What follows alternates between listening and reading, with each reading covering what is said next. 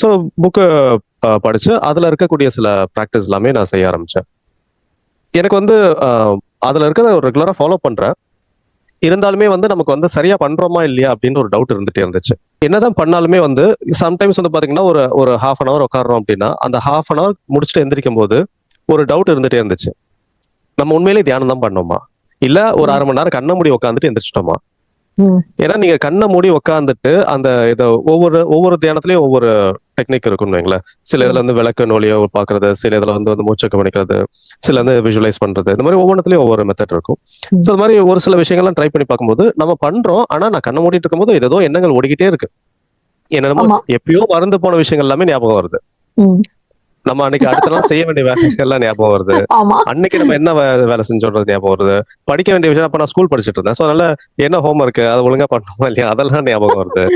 So படிக்கிற விஷயங்களா இருக்கட்டும், இல்லாட்டி அம்மா சொன்னது, தாத்தா பாட்டி சொன்னது, இது மாதிரி ஏதோ சம்டைம்ஸ் வந்து பாத்தீங்கன்னா ஒரு 4, 5 வருஷத்துக்கு முன்னாடி நடந்த விஷயம்லாம் அப்ப ஞாபகத்துக்கு வருது.